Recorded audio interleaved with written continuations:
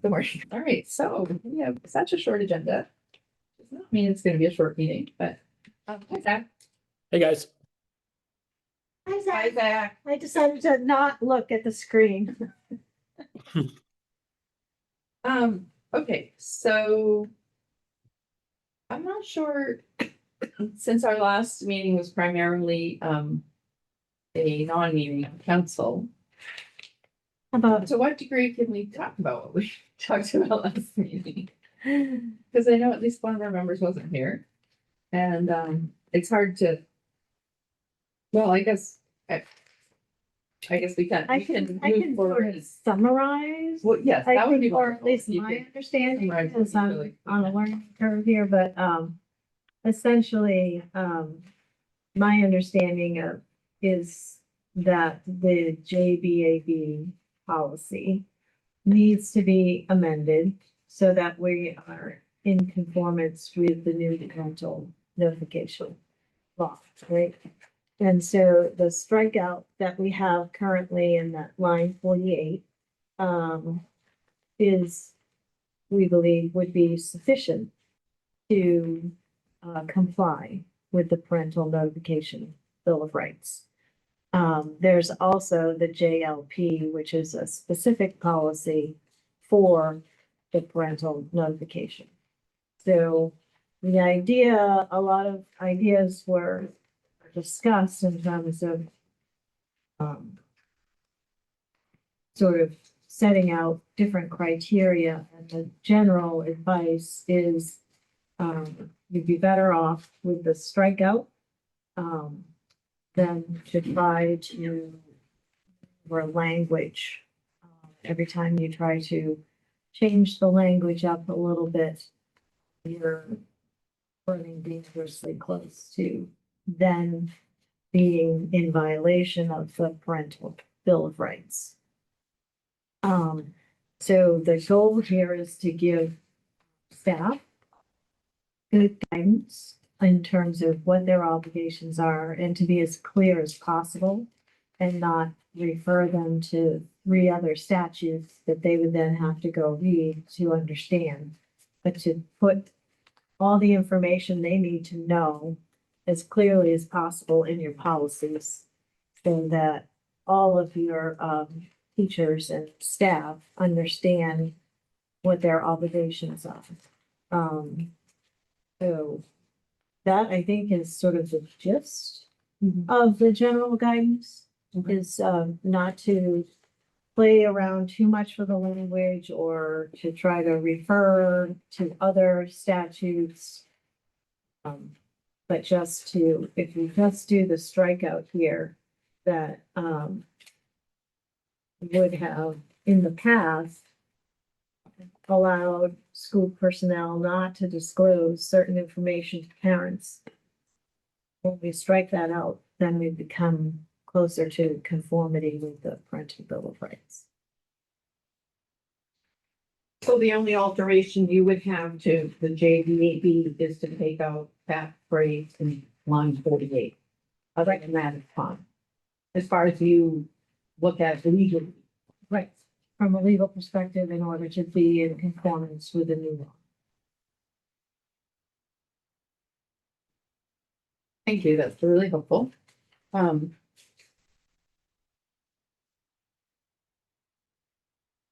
then with regard to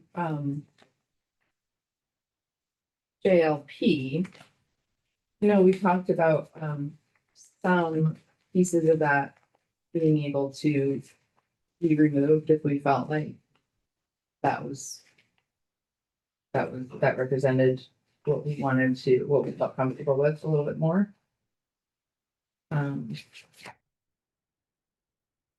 So I think that's probably our primary area of discussion today, although maybe before we do that, I know we had talked about this concept that New Hampshire outright has said was a little bit more, or it was something that other schools were doing, or other districts were doing, which was encouraging participation of the student in the disclosure. And so did you send us information on that? I emailed it to the whole committee. Because Yeah, I have a. I think my email's saying- I actually have- I don't see it. And I thought you had sent it, forget to copy? So I have language, yeah, I have language. but yeah, at least, oh, no, there it is. I did It's you. like I already read it.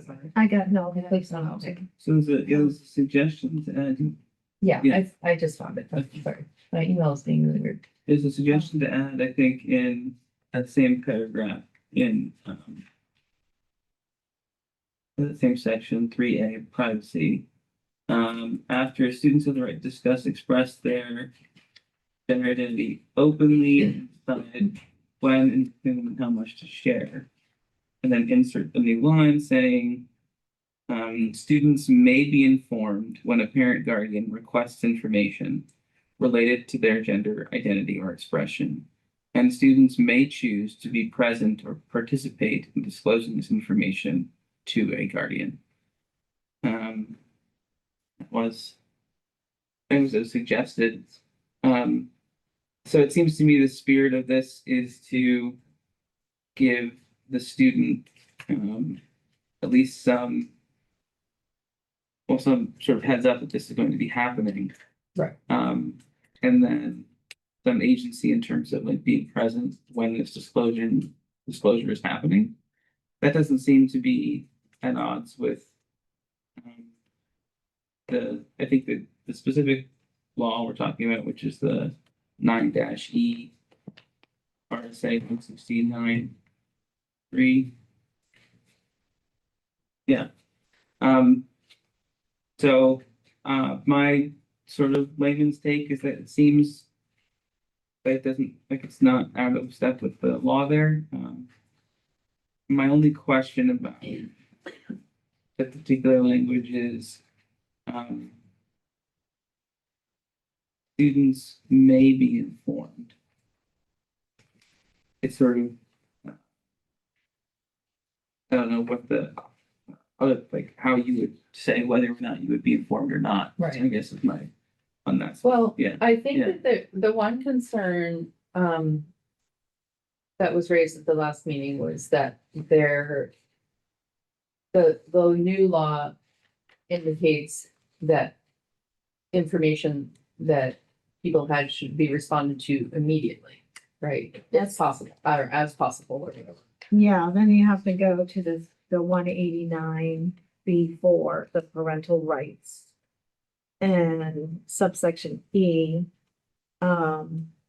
says that they have the right to inquire of personnel and promptly receive accurate, truthful, and complete disclosure, etc., unless an immediate answer cannot be provided, and in which case you have 10 days.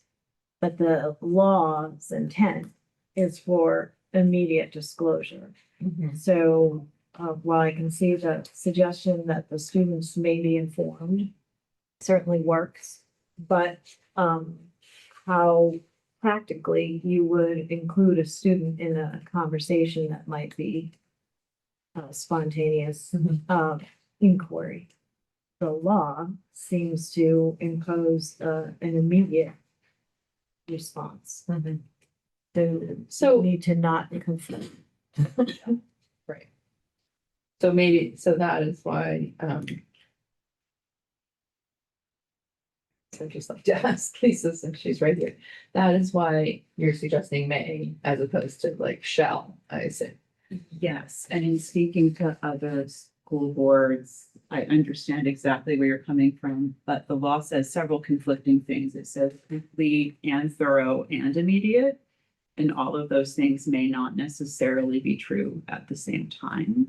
So I think it's a tricky area, but I thought that if we say may, then we're not mandating it, but we're allowing the possibility where people think that it's feasible to give students that dignity. So I hear what you're saying. You don't want to mandate, you shall like wait and delay, and then you're making a mandate in the policy to delay. And I don't think that that's the intention of this language.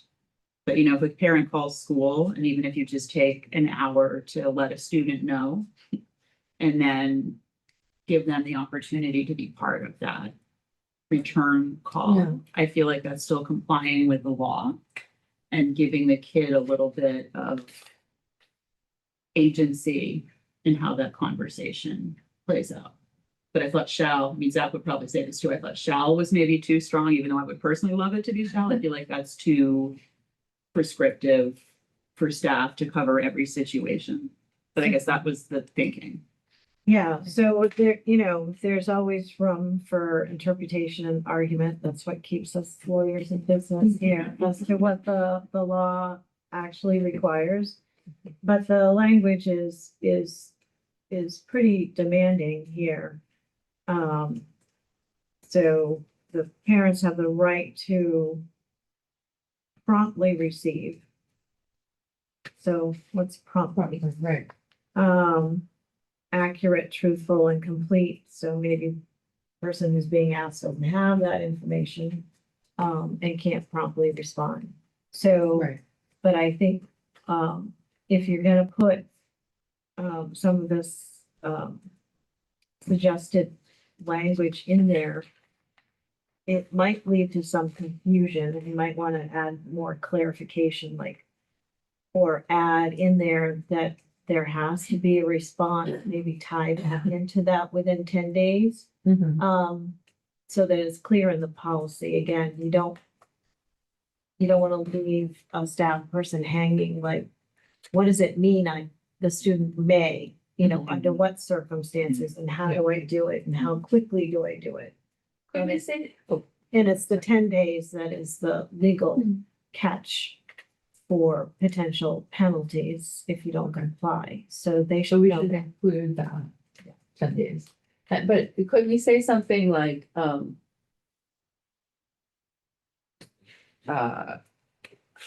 don't know, staff members are encouraged to inform the child or engage the student in the process of, no, that's not what I'm trying to say. I guess my point being, like, can we encourage their ability to inform the student? I think you're fine with But not- informing the student. Yeah.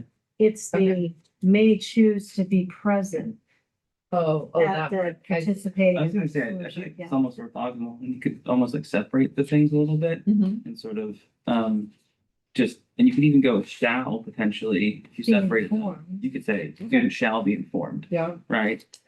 makes sense. And then I think you could get, I don't know if it'd be too mushy, but it feels like with the second part around, being present, say something like, in the event where, there's opportunity to have the student present, Mhm. that should be afforded to the student. And maybe that's, yeah, But. Yeah. But but it, but it has to happen within. yeah, Within 10 days. yeah, or just even, I was even saying like, there would be no, intent, where there's no intent on the district side to delay any information. Mhm. It would purely be like, if the opportunity was, yeah. Maybe, we can wordsmith this as we're thinking out loud, but. That's good, we can hear you, Zach. That Oh. we can hear you. You can? Now, Yeah, yeah. now we Great. can. I was gonna say, one of the scenarios we were kind of,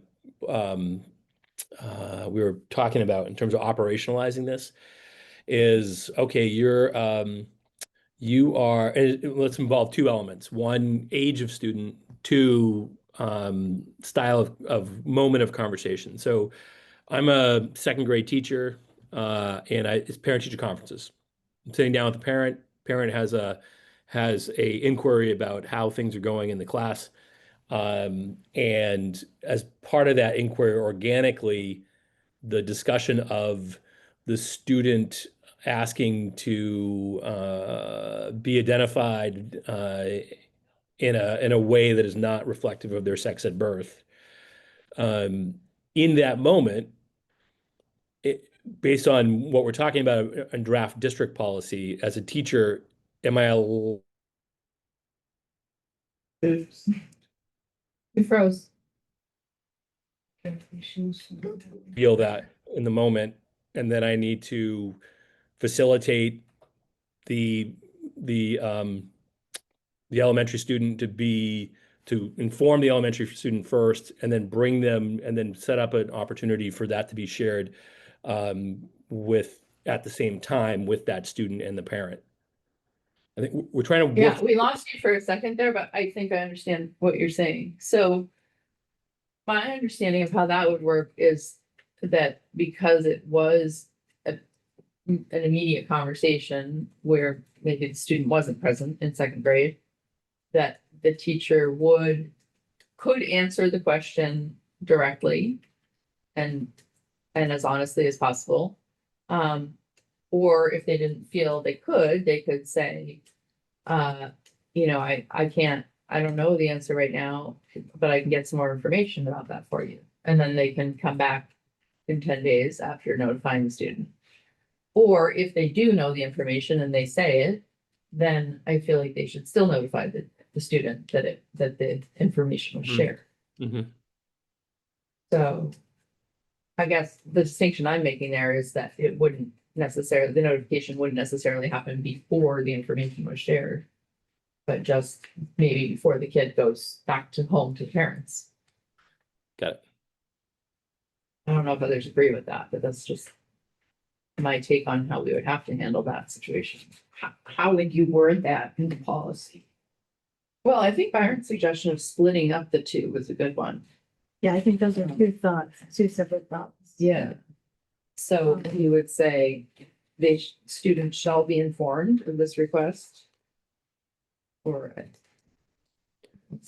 And maybe that you want them to have the opportunity to participate with their teacher in a conversation with the parents, not necessarily That's in the ideal. disclosure, in the Oh. immediate disclosure, but if a Right. disclosure's been made, then maybe they want help Exactly. having that first conversation with their parents. I think that's the Is intent of this language, is that most kids who aren't comfortable or haven't spoken to their parents probably have good reason for that. Right. And so having someone else present to keep them a little bit safer, just to help them facilitate a difficult conversation, would be a good thing in general, I would think. I suppose it depends on, how comfortable they are with the staff member who's being asked, but another question that came up in a previous discussion of this was, is it reasonable to refer all such inquiries to one specific person? Like, can a teacher in that scenario say, oh, if you want information on this, you need to speak with our guidance counselor or whatever? Like, would that be legitimate in this scenario legally? Well, just on the face of the language, it just says to inquire of the school or school personnel. It doesn't say specifically who, it doesn't say, that child's individual teacher. It doesn't say that. So So there's room to argue. do you think that would be helpful, Zach? If we specified, like, if we empowered just one specific person to be the point of contact around these kinds of requests April building. in each building? And that way we're not making staff have to, we're not putting every staff person in an awkward position where they have to make this decision on the fly. I mean, I like not putting, I like not putting every single staff member in the district in a position where they have to try to interpret this based on individual fact, the individual fact pattern. I worry about whether or not but Susan's there, so I mean, I worry about whether or not the parental bill of rights creates kind of an affirmative expectation that an individual staff member with knowledge, when asked, would be responding with timely, truthful information. But I'm not a lawyer. Well, but you'd like to be.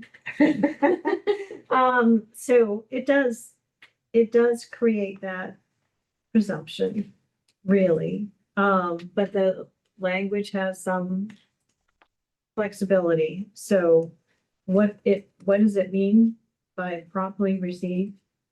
and by whom is not defined in here. Mhm. So it doesn't define school or school personnel, so given the lack of the definition, I would interpret that very broadly. Like, you're a school, if you work for the school and the parent asks you a question and you have the answer, you should be responding. So you could, who knows? It could be argued a lot of different ways, Okay. but I'm not sure that you want to subject anybody to that type of lawsuit where we challenge this language. And again, you want to give as clear advice and guidance to your staff as possible. Well, I thought that might be the clearest. to say, Just that. You know, I'm not like, if I were to talk about this, but so and so. We'll have to schedule a meeting with whatever the guidance counselor or somebody, but I don't know that it would be prohibited, but somebody could say, listen, I have a right to an immediate response if you have the Right. information. And And I think that's the More- genesis of this law. Mhm. I also think just from an operational standpoint, I think about culture and climate and teacher relationships with the parents in general. Mhm. And how does that work where you want the teacher to keep the relationship with the family? If you're not going to disclose this, is that setting up? I don't know, like I don't know, you go talk to, but the second graders in your class all day long, how you telling me you don't know? So then everything you're telling me about their ability to read and their ability to math, you also don't know, like I just worry about the juxtaposition of these situations and trying to maintain the relationships, Mhm. because you have the child for a full year, and in high school, you could feasibly have the child for 4 years. It creates a bit of an adversarial response, and relationship with the parents, and which is really the purpose of this law, is for them to get the information that they want upon request. Mhm. So, Okay, so if we go back to the, student shall be notified. Things like that. Might be the thing that makes more sense.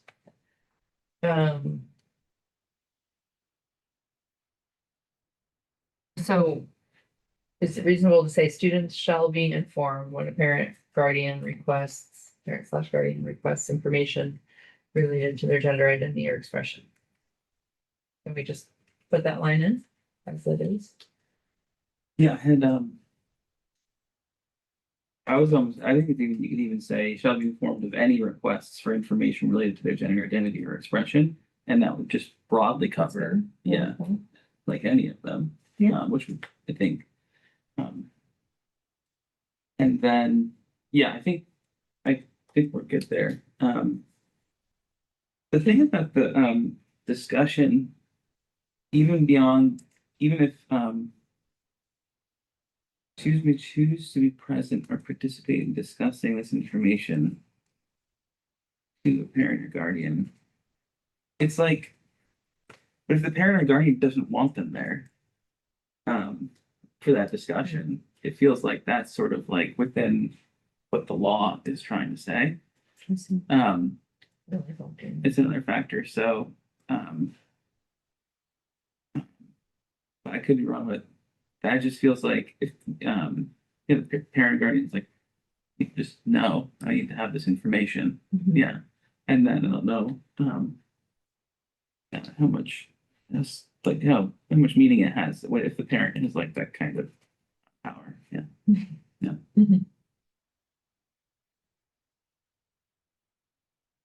Lisa, did you want to? You look like you have something to say. Well, what the Parents' Bill of Rights does is basically reiterate rights that parents have across a whole bunch of other statutes. And mandate us creating a separate policy to say we're gonna follow their rights under statute. But there's nothing in it that expressly prohibits us from giving additional rights to students that don't interfere with what the parents are being provided under the law. So like, there's nothing in the Parents' Bill of Rights that says you can't tell a student I do think it's a very different thing for a second grader than say a ninth grader or a seventh grader even in terms of what that student might want in terms of participation. So I think, I mean, I've spoken to a few other school boards about this who are weighing the policy, and I think they're wrestling with the same, how do you create a one size fits all policy that complies with the statute and where possible, still gives students some agency in an age appropriate way. Because I could see a second grade parent saying, you know, I'm not sure that it would be good for my kid to be in this meeting, and that being different than a parent of an 11th grader saying, I don't think my kid should be in the room, right? Like they're different ages, they're, you know, I hear you. So I think there's not a straight answer. Well, I even think that like, even in the second case, like, I don't think there can be, because it's like with the meeting with the, everyone together, it seems like there's a stipulation on the information, which is that they have to like meet together. Mhm. And I think the parent can just be like, I don't want that stipulation. I just want the information that's guaranteed to me in the Bill of Rights without any kind of, So what's guaranteed is the information and manner of his disclosure is not guaranteed. So like we have kids, Promptly, right? accurate, truthful, and complete. Well, no, that is, but like whether or not the student is part of that, it's silent. It is silent on that, but the practical issue of how to include the student, given that language, is, I think, maybe there's an option where you It can is- offer some type of session with the parent and students if the parent chooses to do so. That's actually how I understood what we were suggesting here, was that in the moment, the student may not be there. Right. And there might be an initial disclosure or wait, I don't have this information. And then they go to the kid and they say, hey, your parents are asking about this, and then the student, and then there would be some other meeting where the information was passed along. And that's when the student could choose to participate or not. I think, But I do hear your point, Yeah. that maybe there's a situation where the parent wants to, particularly for younger kids, and I agree with Lisa, it's hard to find Yeah. something that fits all ages. And I would like it to be consistent across all ages, but With special education, if you're having an IEP or a 504 meeting with a student, by middle school, the kid is usually included in that conversation. And I'm not saying this is exactly the same thing, but It's not it's not unusual. And, you know, for a younger student, you might not have the student as part of that discussion. So I Yeah. don't know. I'm just, I think if it's post disclosure, I think it's basically just like a sort of a service you're offering for all the parties involved. Mhm. I don't think you can coerce any of the parties to participate. That was what I'm trying to say. Do we have, Lisa, is there a model out there? Did somebody pass something that we can take a look at that splits kind of conceptually what we're trying to do here? Don't have anything here right now. This has all been sort of a bunch of text messages flying around, but I'd say broadly that the thing people are wrestling with is, can we use some amount of time within that 10 business day window to make sure that we have an absolutely complete picture of where the kid's head is at this moment in time, because it can also be very fluid for students in some situations. And especially with older students, give a heads up. So that's where people are sort of thinking, if the policy says may instead of making it a mandate, then, you know, it gives you the flexibility even to have for a procedure, a slightly different procedure in the high school than the elementary school that still complies with the policy. Like that's sort of where people seem to be kicking it around. I can try to find language, but I don't have anything right now. I think everybody's in the same state we are, where they're wrestling with it and trying to come up with the right wording. Right, and that sort of implies that within the 10 days that the actual disclosure doesn't happen until the point at which like the student has some, and I think that is. I think That's the problem. that's the problem. Yeah, I think Thank it's you. challenging for us to have Yeah. a student gatekeep and still be in line Yeah. with the, you know, what's in the, but in this case, it sounds like that's what we're looking for. It sounds like the spirit of what we're trying to do is, when possible, we're making that happen. And when not, then we're also being thoughtful about how, in what way can we facilitate the conversation if the student thinks that would be helpful. All the more reason to split that sentence into two parts, where we've got the first part set, it's that maybe it's not even disclosure, it's students may participate in a discussion with a parent and a trusted school adult May request. may request, yeah. Yeah, so I have students may choose to have a moderated discussion with parent, guardian, and counselor around the disclosure. That was like my. That works. I attempt at it. mean, I think that takes care of that piece about processing it, but it doesn't tie it into the rest of it, which is the legally immediate required, right? disclosure, whatever prompt means. So you want the teachers to be able to, not have to stutter and say, well, I can't really talk about this right now. I can't answer your question right now, but we can set up a meeting, but I don't know, and then have the parent go ballistic saying, I have rights. You have to answer me promptly, if you have information. So that's what I want you to be very clear about, direction for your staff in the disclosure. And then, as Byron said, this is like setting up a potential service Mm-hmm. after the fact, and you're notifying the student that the parent hit me up at the parent teacher or at the bus stop or whatever, or at the grocery store. So it doesn't even, confine these inquiries to the workday. Right, so there's language, the language is not defined well, which it's gonna lead to a lot of litigation potentially. So let's give them as clear direction as we possibly can. Okay, so that's the scenario if teachers have the information, or they feel like they know They could the answer it, yeah. they're gonna answer it in the moment. And then if they, say for instance, a kid, they generally know that, within the student community, there's some information about like gender pronouns or something. Gossiping. Right, but they don't know for sure. So then they could say that that's where the 10 days comes in, I guess, right? Is they then have to go and find this information. Right. And in that case, would we be wanting them to notify the student? It's like, I know where you're going with that scenario, because then you have in that scenario is the parent has requested information.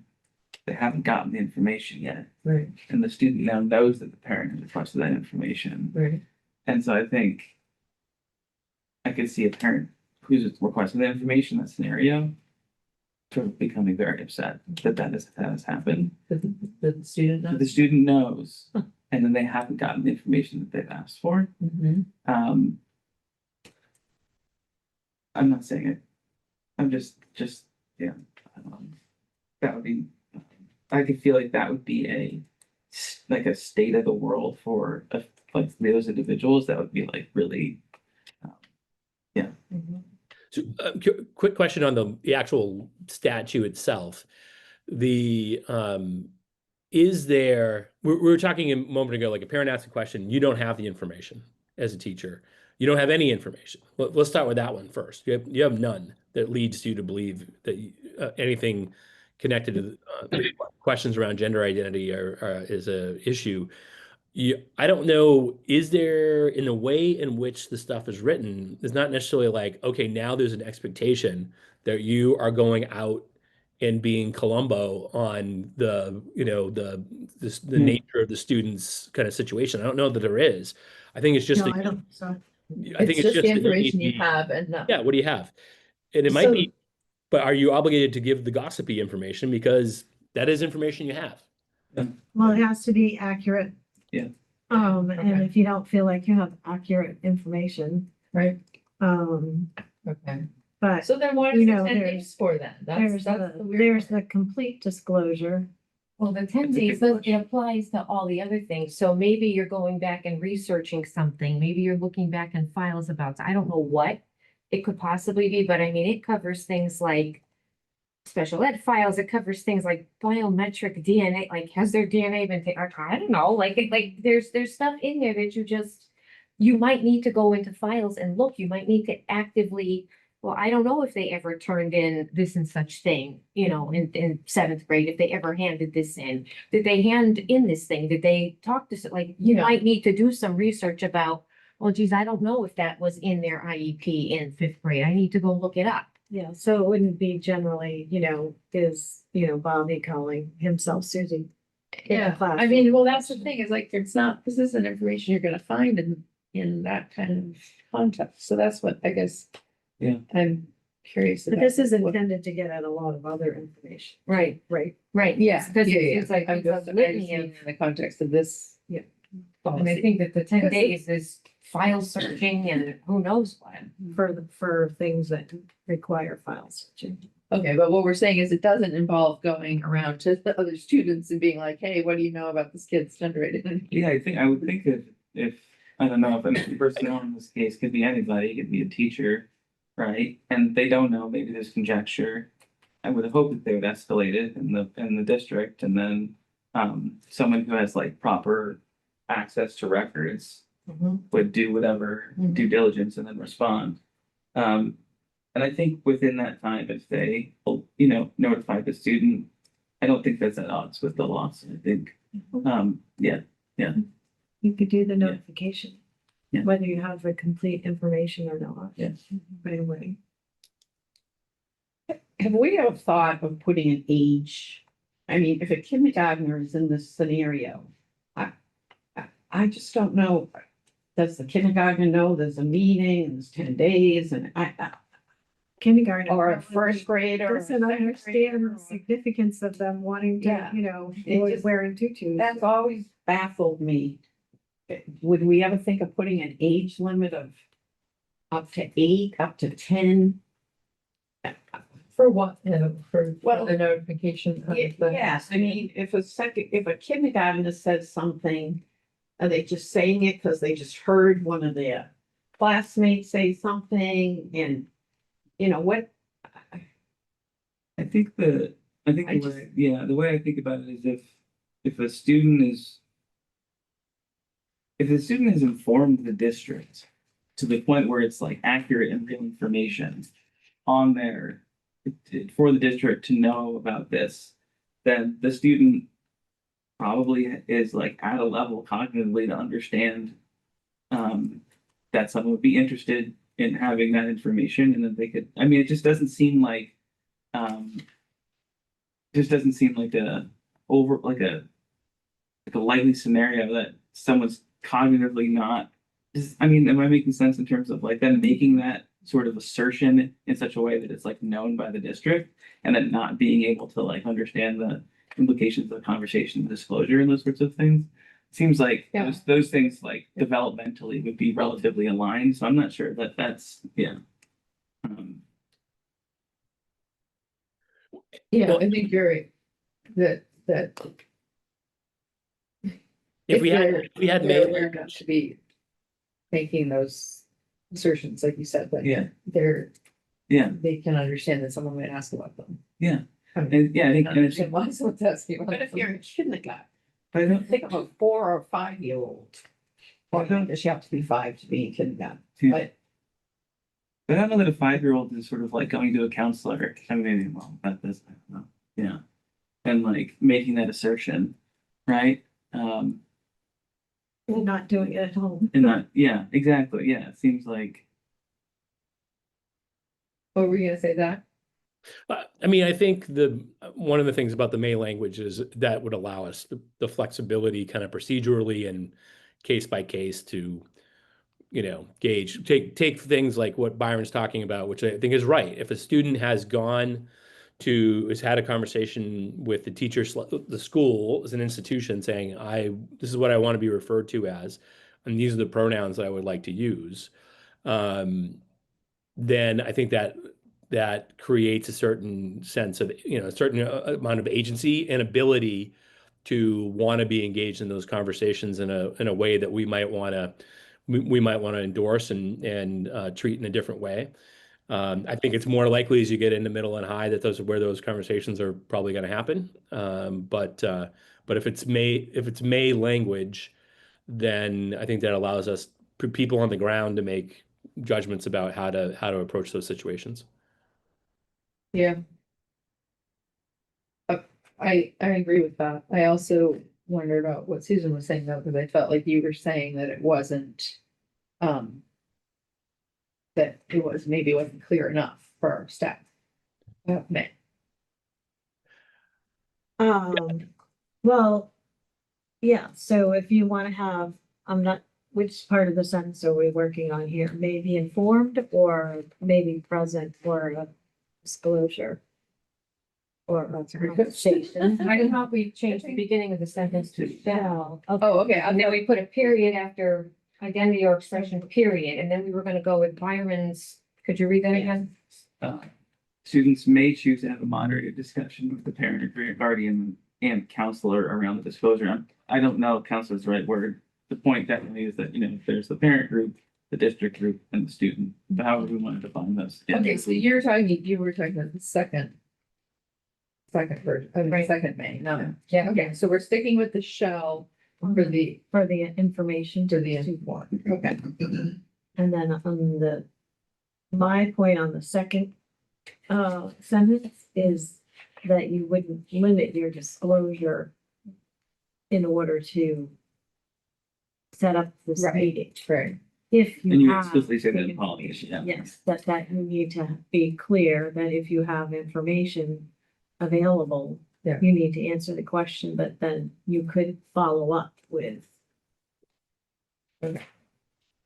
So then what would that sentence be like if we were to put in a sentence that talks about the 10 days? How would you draft that? Byron's drafting as we speak.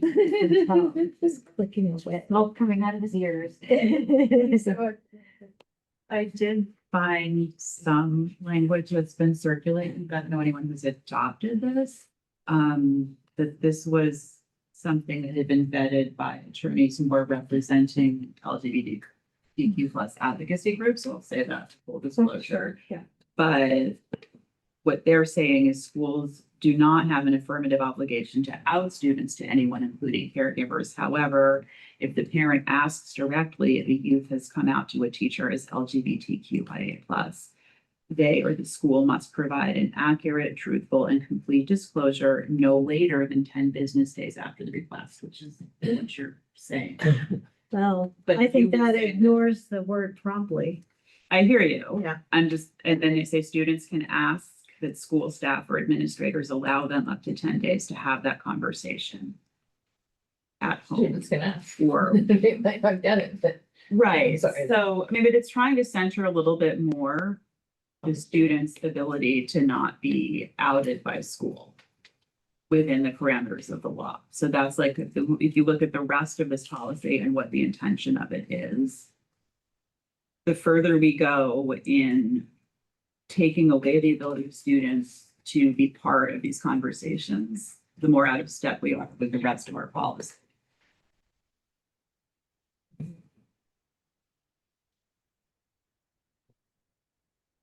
I think that just potentially has an issue in conflict and, a parent who's demanding that information and is aware of this legislation may have a problem if you try to delay it, providing the information. But we can work on working on the language makes it less and less clear for your staff. What they have to do and in what time frame. Maybe if the parent would agree to having the information being provided with the child present. Maybe you could ask for that to happen. Do you mind if we have a conversation about this with your child? And if they refuse and they demand, then you have the information, then under this law, you should be providing it. It seems to be giving parents a right that they don't already have in the law. Oh, no, that's why. They have the right to get the information. Promptly. No, but I think that's an interesting option. Yeah. So you're saying rather than just immediately responding and saying whatever. Maybe information this is a First conversation we should thing. have with Right. Susan. That seems like it facilitates the parent, school relationship well, in my opinion. Like, well, More parent, like student. Your like, IEPs, right? Yeah, You know, this is not a conversation I want to have on the playground or, in the hallway or whatever. mhm. Is it all right with you? If they demand to have information promptly, then I would say.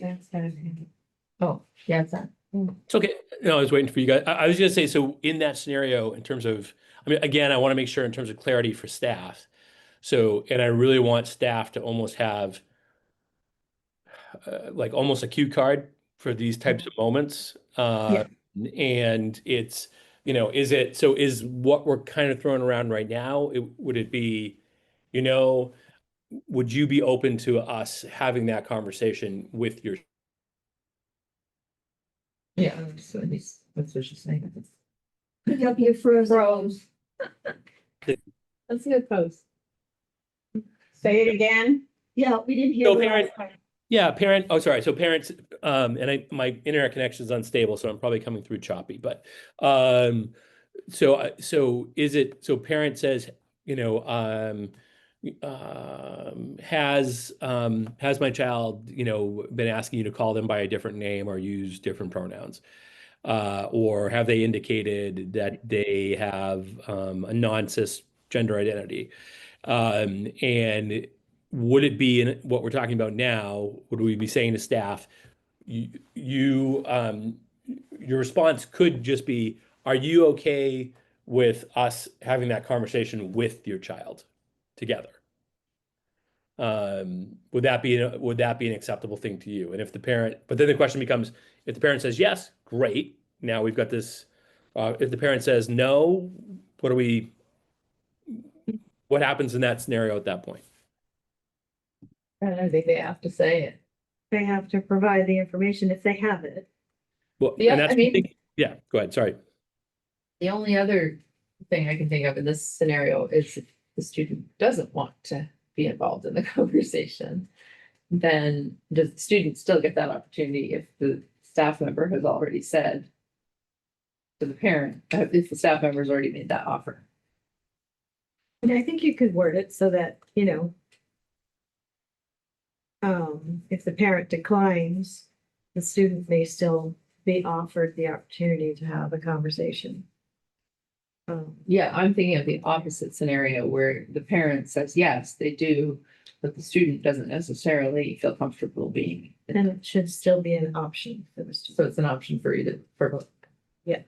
Yeah, I mean, I like that because I think it facilitates like bringing the parent and the student together in a safe, And I think it's, potentially safe, I mean, hopefully. I think it's highlighting what your goal is, your policy, that you would prefer your teachers to include the student in that discussion. Mhm.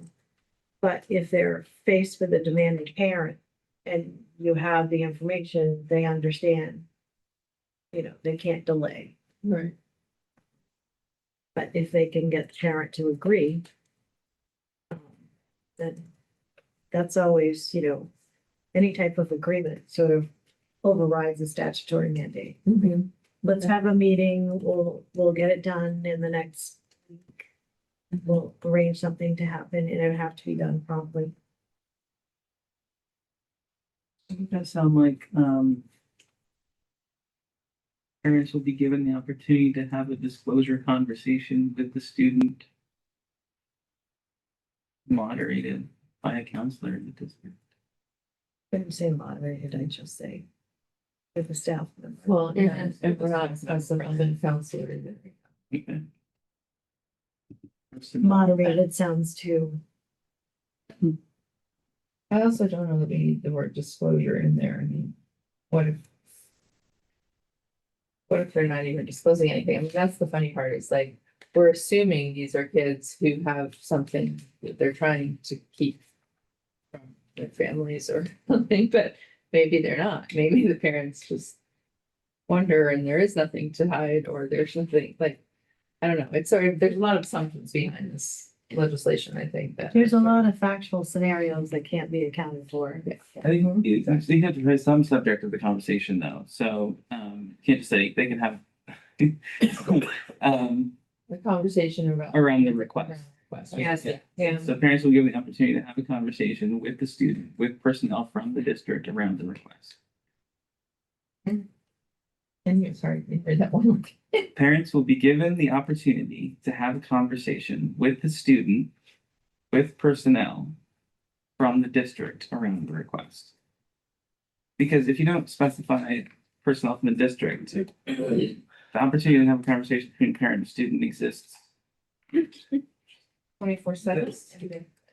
Yeah, no, I Yeah. think that's fair. I guess, I'm wondering, as opposed to saying parents will be given the opportunity, I think what the way Susan suggested it was a little bit more like it was not quite that. It was more like the first response or something will be to like to Zach's point, we want to be as specific as we can for the staff. So we'll be encouraged to have this conversation with the Is student that present. or something. Policy or with that procedure, I'm wondering about what that looks like, because if we start specifying, it almost seems procedural, like the way that Byron said it is like, there's the opportunity, and then in discussing this with staff, you say, this would be, here's your cue card, as Zach said, here's your cue card.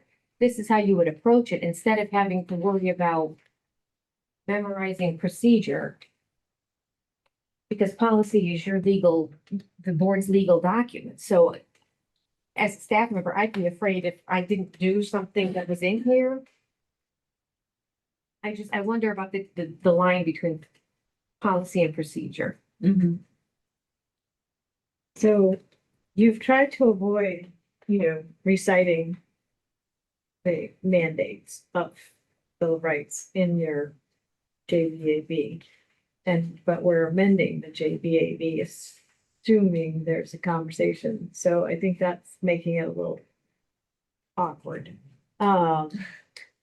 So, and that's sort of the bigger conversation, like trying to regurgitate all the provisions of the parental bill of rights into your policy is awkward as well. So you don't want a policy that is in the contravention of the statute.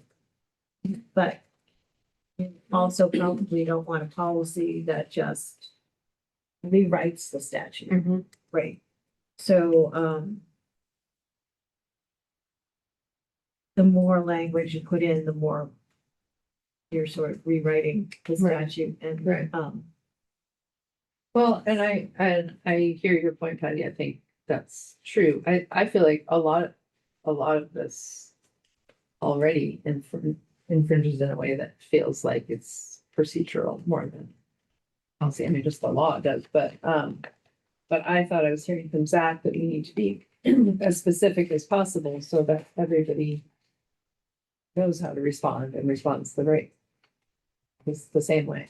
But that specificity could come via procedure. Okay.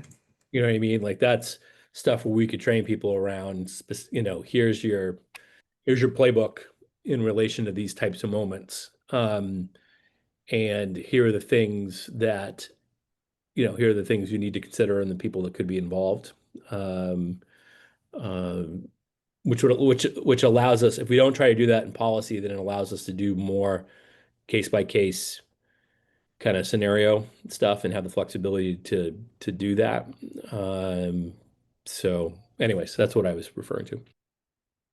well, I hadn't thought about do you have a whole, or should probably do a whole set of procedures? There's all kinds of procedures, and every school has procedures for all, you name it, Yeah, so maybe you don't have to worry so much about the language, adding language to your policy as much as having a clear procedure as we keep going back to giving them good guidance. And I think that the two sentences that we've now worked out put in there would cover what we're trying to say. Good procedure. And then allow us to build procedural steps and do case, I don't wanna say case studies, but like, okay, if this happens, how do you respond? If this, like, if you're at, pickup in the afternoon and the parent approaches you, what do you say? If you're at conferences, what do you say? If you're, those kinds of things. And even in that, we'll never get down to every possible scenario. No. It's more like, here's an example. Right. And if this is the case, you need to, here's initially what you should do. That's kind of gives them some guidance. And then you should have a conversation with your principal and to work out, how to specifically respond.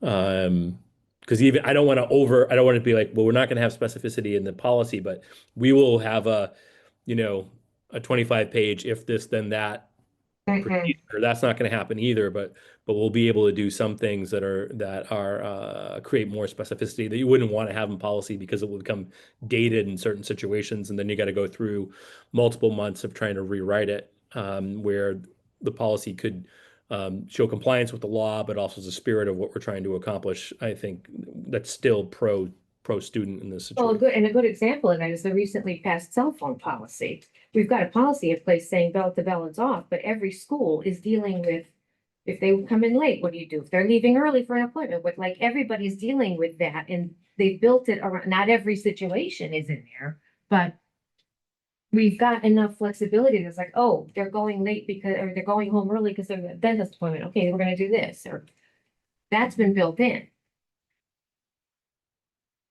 My primary concern is just that we are making sure we're protecting the student as much as possible. And so I think, if you feel like that can be done consistently, I think that's the concern, is that, we may have student or teachers having, if they're interpreting this, if each teacher is interpreting it in their own way, then there's not going to be consistency across the board. So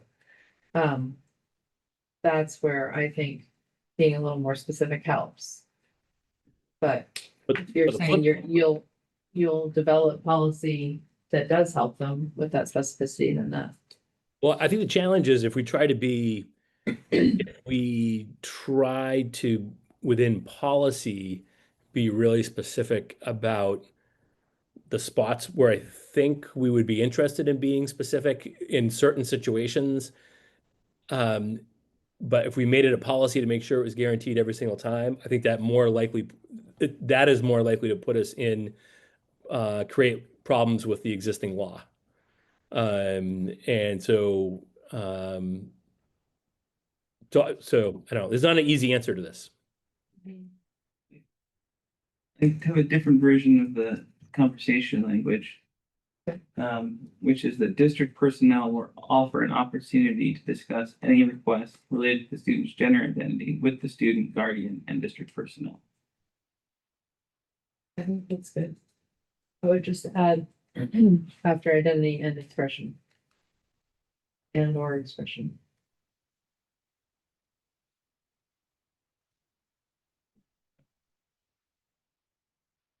You read that again. The first sentence, which is the information request sentence, is students shall be informed of any requests for information related to their gender, identity, and/or expression. And another sentence is district personnel will offer an opportunity to discuss any requests related to the student's gender, identity, and/or expression with the student, guardian, and district personnel. Do you have to say within 10 days? Maybe we could put that back in the procedure, Yes, right? I think the second thing is not mentioning the 10 days sort of intentionally, because it shouldn't ultimately be related to the 10 days. Like, it shouldn't block the 10 days. We want to have that, create that opportunity, but it's sort of independent of that 10-day information request. Right. Yeah. Should you have parent/guardian in there? I think you just said Yeah. guardian. Yeah. My definition should be improved. Consistency with lawyers, but if the procedure is then a little clearer and a little more precise, I mean, but the law is, you will not adopt policies, procedures, or support forms. Mm. So the procedure also obviously has to comply, but you can get into that 10 days promptness. Yeah. Offering an opportunity for a bigger conversation with the student in your procedure, I think might be the answer to get. I'm gonna check in on Lisa. How you feeling about this? No, I think it makes sense. It's not, like there's no way we're gonna do this. It's gonna be perfect and get to exactly what we would probably want in an ideal world. And I like the idea of having some of this sit with the procedures in the schools. Yeah. Because I do think it should be probably pretty different procedure at, say, elementary than it should be by the time they're in high school, in terms of what the families could handle with the conversation and in terms of what staff might know. I mean, especially at the high school, kids have different teachers every, 2 months. And so just because you're sitting in a parent teacher conference doesn't mean that teacher even knows Mhm. anything about your kid beyond how good they are at math or, whatever the class is. Yeah. Versus an elementary teacher who's been sitting there day in and day out. So I think it does have to be more in procedure. And I think the spirit of it, we're still retaining, which is to facilitate some sort of family dialogue. I mean, a parent's asking because they want to know something. Mhm. And it's a hard conversation for a family, but I think if they can have it in a way that we support them doing it, that could ultimately be good for kids. And I think to your point, Patty, about the staff parent relationship, I think this is sort of ideal. If we can, make it all a comfortable conversation with everybody. That Yeah, brings And make everything the offer, Yeah. yeah. But the procedure would be a little clearer, Mhm. if the parent wants immediate information and you have it, you need to provide it. Okay, I just texted you the language because I can't get into my school board now. I think that's that's perfect. We should ask them. Byron, did you get my text about that? Yeah, yeah. Sorry. Yep. Okay. Oh, All that needs. I have it on my phone, but I can't. That's so funny. I have it on my phone too, but Yeah. I have it on my laptop. Can you send that to Paula? I'm sending. Oh, okay. Yep, sending it. And so can I just be clear where that's going? Yeah, that's what mine was. So I think based on earlier email, Lisa, on line 49, the sentence, students have the right to discuss and express their gender identity openly, decide when, with whom, and how much to share, period. And that's where we would insert the two sentences. Yep. Right there. And am I still leaving the red line? Yeah. Mhm. Okay. Right. Yes. Yeah. Okay. Okay.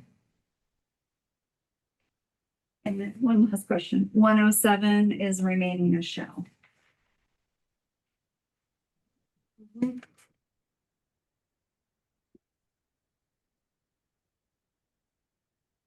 One of seven, was the question that?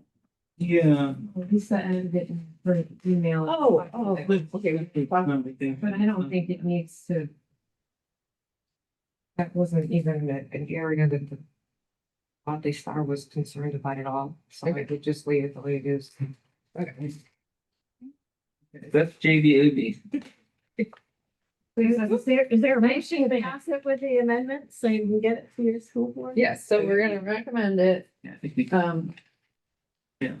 I just, I'll put a fine point on it. Now, is this?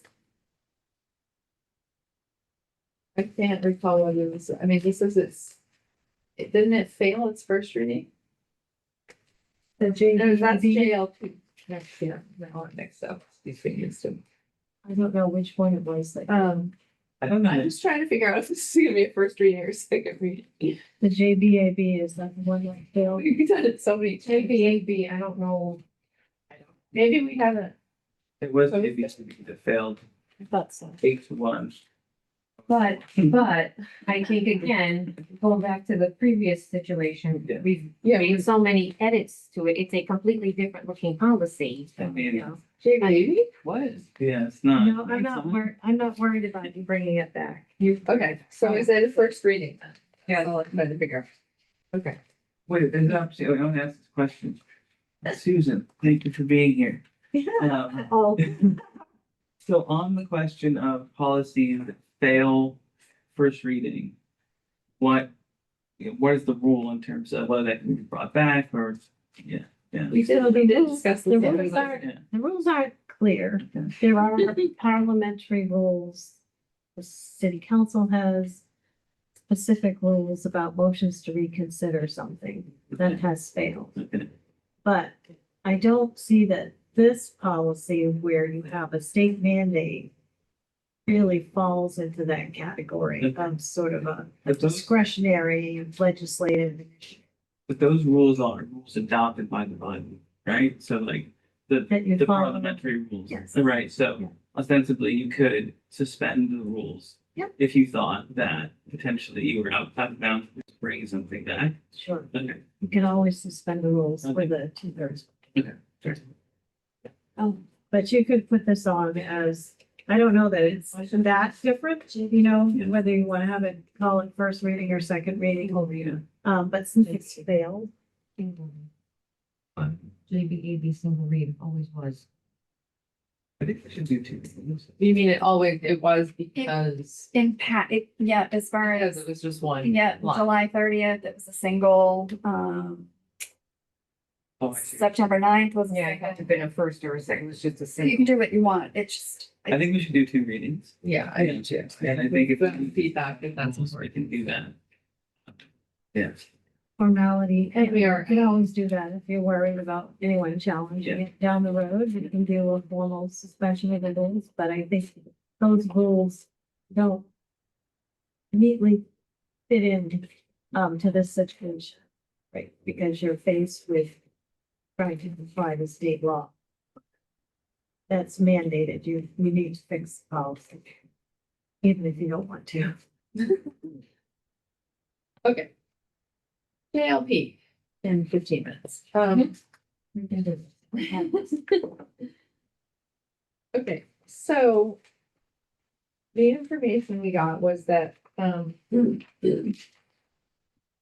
if we wanted, that we need to have it essentially, we need to have it on as a policy.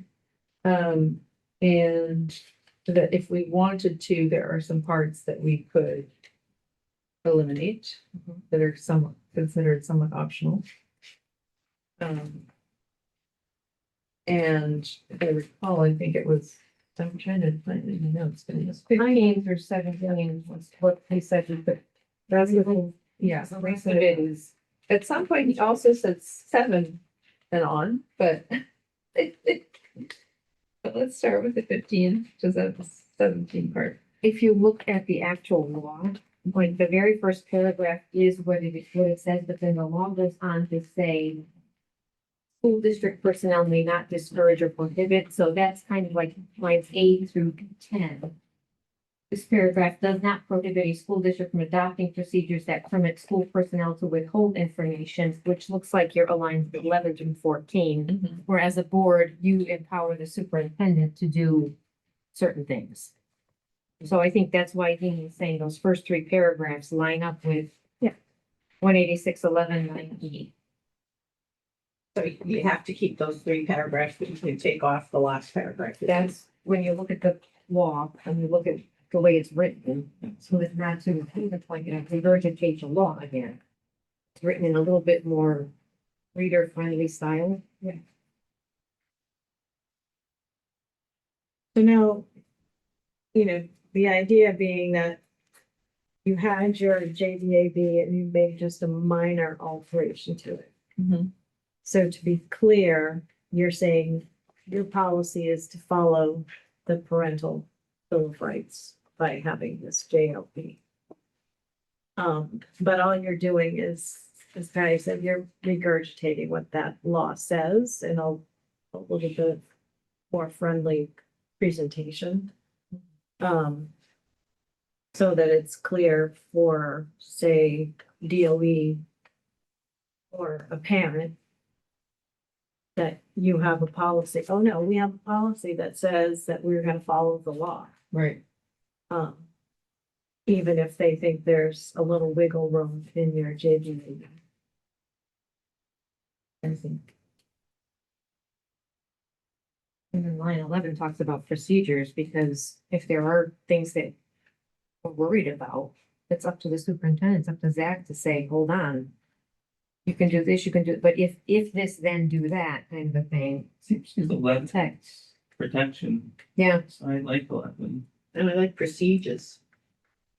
So I like line 13 as well, but I thought that what we heard was that that was changing to just abuse and then abandonment and neglect were no longer. So, specifically, the statute still has that language in it, unless I have an older version. It says abuse, abandonment, or neglect. I just pulled it up, yep. That's what I have for the exact Maybe he was language. just saying that it was going to change to something, yes. He did mention that, and I wondered after I looked back, because of course, the abuse is a much higher standard Right, than neglect, but. okay, well. Let me just stay in this for now then. And what my notes say is that he said we could take out 8 through 10 also if we did significant training, staff training on it, but my guess is people feel more comfortable keeping it in the policy than. 8 through 10 is the not discourage or prohibit parental. Right? Yeah. So you're just regurgitating the law, and then again, I think your conversation today is that there'll be procedures adopted to flush out how teachers at different levels can respond or not respond and under what circumstances. Is 17 through 19 something that we need though? 17 through 19. Which is to the extent that other school board district policy is procedure. We're looking at our, I don't have I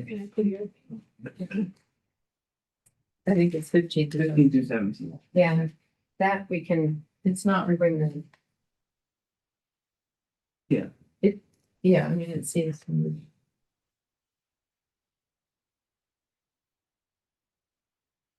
Yeah, I mean, we were definitely advised that's an optional. I would just strike it. You have finance, you already have it. Oh, yeah. You already have it. straight. Yeah. I want to. Okay. Okay, so we'll leave everything as is up to line 15. Mm-hmm. I'm sorry, 14, and then we'll strike 15 to 17. Yeah. Okay, anything else on that one? Okay. So these come to. the So next board this will meeting. have to be 2 readings because this is new to us. It's a new, I mean, we don't have Yeah. it on our books. Yeah. Yep, it has to be two. Okay. Did you ask Nancy? This will be at our next meeting, correct? Do we have time? Yeah, On it. well, it says yes. Yeah. We're ready, right? 18th. Board meeting is the 18th, our next policy is the 12th. Do you think you can be available for that? For which, Well, actually, what we Oh, talked about, 18th. now that I remember, what we talked about is doing a Oh, non-public that's right. with the whole board to discuss this before going to the vote, so. We need to make sure we can do that on the 18th before meeting.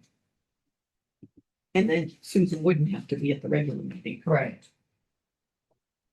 well, your other policies, I think, are less complex or Right.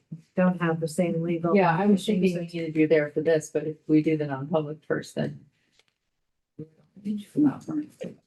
Yeah, Yeah. I think we would be well served at whenever we're gonna bring it to the board for public session, that we've already had the opportunity for the full board to engage in non-meeting with council in advance of that conversation. Whatever that Okay. is. So if that's the 18th, yeah, I have it on my calendar. And what time would we do that? How much time do you think we need for that? 6 o'clock, I think I would give the hour, because it took us, this is our second meeting of discussing it. It took an hour last time and an hour this time. You got that, Paulette? Thank you. Okay. Fantastic. All right, so Say when, what? say when. Well, I just wanted to make sure we have our next meeting, Oh, yeah. our policy meeting, because we still have all those policies from our last agenda that we didn't even start on. So I have it for next week, the 12th, Mhm. at 11 a.m. Yeah. Okay. Wait. All right, thank you. Thank you. Thank you, Susan. Yeah, No, thank you you're very much. welcome. Really I'm nice glad, having you here. glad we made some progress.